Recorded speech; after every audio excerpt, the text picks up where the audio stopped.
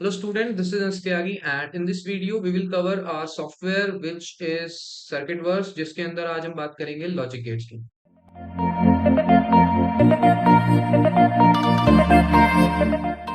देखो logic gates topic सुनने के बाद आपको पहले से ही लगेगा कि बहुत ही बेकार टॉपिक है, लेकिन अगर आप ये देखेंगे कि आपके चारों तरफ जितने भी इलेक्ट्रिकल अप्लायंसेज हैं, इलेक्ट्रॉनिक्स के अप्लायंसेज हैं, उन सभी में ट्रांजिस्टर्स और गेट्स का यूज हुआ हुआ है। बिना इनके हम किसी भी इलेक्ट्रॉनिक्स अप्लायंसेस को नहीं बना सकते। तो लॉजिक गेट क्यों यूज में आते हैं? इवन आपका जो लैपटॉप है, जो कंप्यूटर है, वो भी लॉजिक के ऊपर काम कर रहा है, तो उसके अंदर भी गेट्स का यूज हो रहा है। तो इन लॉजिक गेट्स को पढ़ना इंपॉर्टेंट हो जाता है अगर आप ट्वेल्थ क्लास में हैं या फर्स्ट ईयर में हैं, जिनके अंदर अभी लॉजिक गेट्स आए हैं और लॉजिक गेट्स की इम्प्लीमेंटेशन आप करना चाहते हैं या फिर प्रैक्टिकली देखना चाहते हैं कि लॉजिक गेट्स इनपुट से आउटपुट बनाते कैसे हैं, या फिर किस तरीके से करंट सप्लाई होता है, लॉजिक सप्लाई होता है इनपुट से आउटपुट के लिए, या फिर लॉजिक गेट ऐसा क्या काम करते हैं जिससे ये जो इनपुट है वो 1 से 0, 0 से 1 हो जाता है।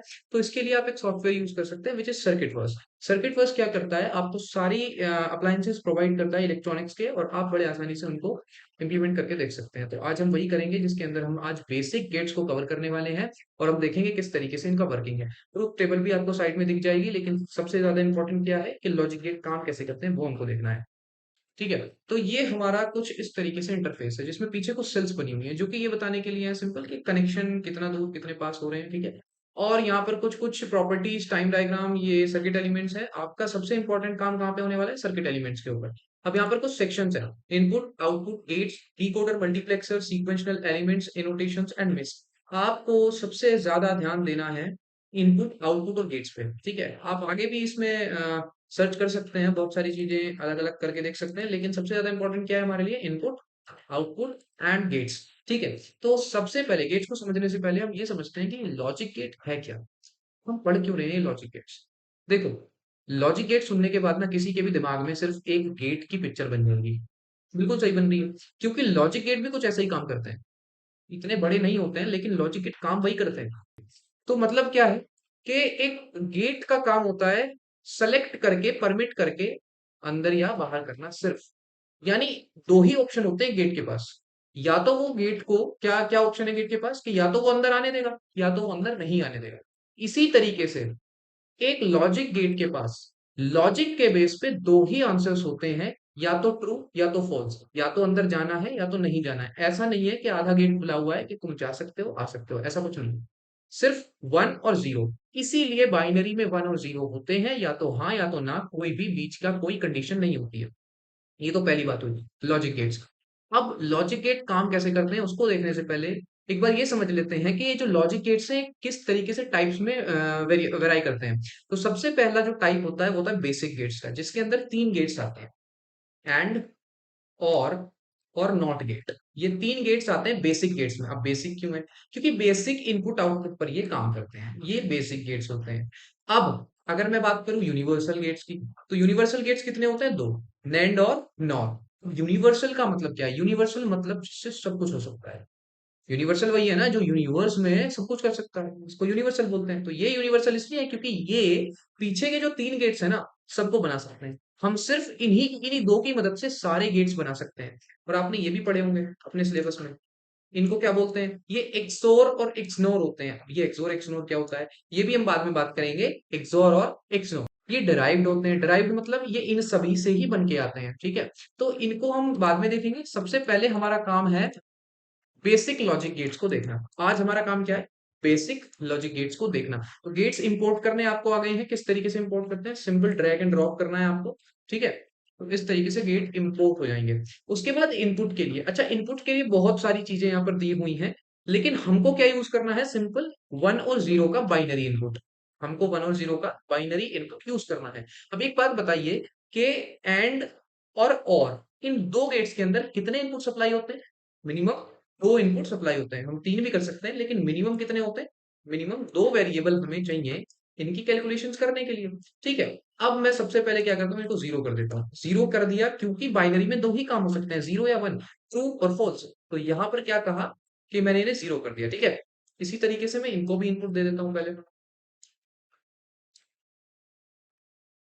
ठीक है, और नॉट गेट अकेला ऐसा है जिसको सिंगल इनपुट गेट बोला जाता है। ठीक है, तो यहाँ पर हम सिंगल इनपुट देंगे।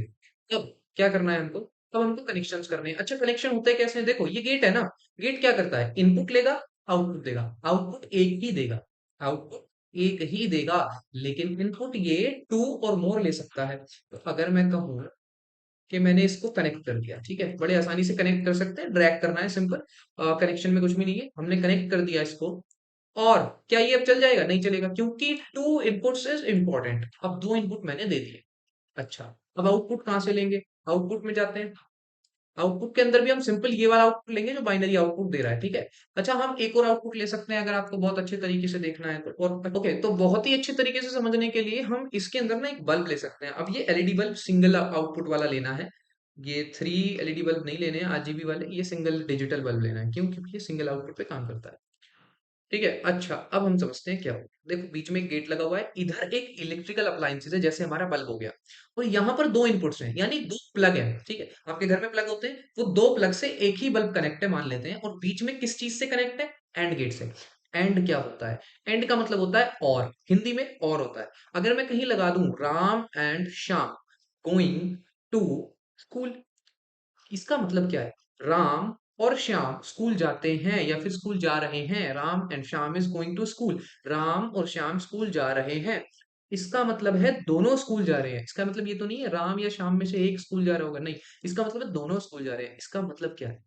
एंड गेट में जब भी दोनों इनपुट ऑन होंगे तब आउटपुट ऑन होगा। ये हमने पढ़ा होगा।